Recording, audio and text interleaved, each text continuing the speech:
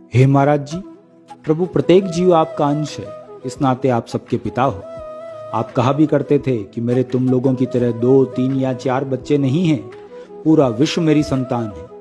यही कारण है कि आप किसी को दुखी नहीं देख सकते। भला पिता अपनी संतान को कष्ट में, तकलीफ में कैसे देख सकता है? हम दुख तकलीफ पाते हैं अपने कर्मों से, अपने आचरण से, अपने स्वभाव से। कर्मों की बात तो मैं क्या करूं नाथ, ये मेरा क्षेत्र नहीं है। हाँ, आचरण व स्वभाव हमारी भावनाओं से उत्पन्न होते हैं और भावनाओं को जीव के मन में आपने डाला है। किंतु इसका यह मतलब नहीं कि भावनाएं आपने दी है तो स्वभाव जनित दुखों के दाता भी आप हो। नहीं, ये पूर्ण रूप से जीव पर निर्भर करता है कि वो भावनाओं को कैसे नियंत्रित करे, कैसे इस्तेमाल करे। जिन भावनाओं से ईर्ष्या की उत्पत्ति होती है, उन्हीं भावनाओं से ममता का भी जन्म होता है। अब मैं मेरा ही उदाहरण देता हूँ। जब भी लगता है कि आपका साथ नहीं मिला और दुखी होता हूँ, उसका समाधान भी मेरी भावनाओं में आप ही ने दिया है। उस वक्त मैं स्वयं को सगुण लीला के भक्त के रूप में कल्पना करने लग जाता हूँ।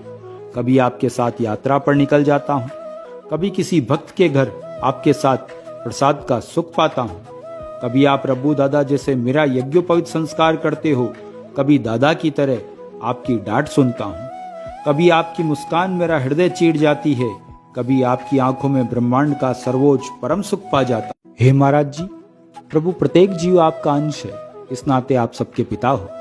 आप कहा भी करते थे कि मेरे तुम लोगों की तरह 2, 3 या 4 बच्चे नहीं हैं, पूरा विश्व मेरी संतान है। यही कारण है कि आप किसी को दुखी नहीं देख सकते। भला पिता अपनी संतान को कष्ट में, तकलीफ में कैसे देख सकता है? हम दुख तकलीफ पाते हैं अपने कर्मों से, अपने आचरण से, अपने स्वभाव से। कर्मों की बात तो मैं क्या करूं नाथ, ये मेरा क्षेत्र नहीं है। हाँ, आचरण व स्वभाव हमारी भावनाओं से उत्पन्न होते हैं और भावनाओं को जीव के मन में आपने डाला है। किंतु इसका यह मतलब नहीं कि भावनाएं आपने दी है तो स्वभाव जनित दुखों के दाता भी आप हो। नहीं, ये पूर्ण रूप से जीव पर निर्भर करता है कि वो भावनाओं को कैसे नियंत्रित करे, कैसे इस्तेमाल करे। जिन भावनाओं से ईर्ष्या की उत्पत्ति होती है, उन्हीं भावनाओं से ममता का भी जन्म होता है। अब मैं मेरा ही उदाहरण देता हूँ।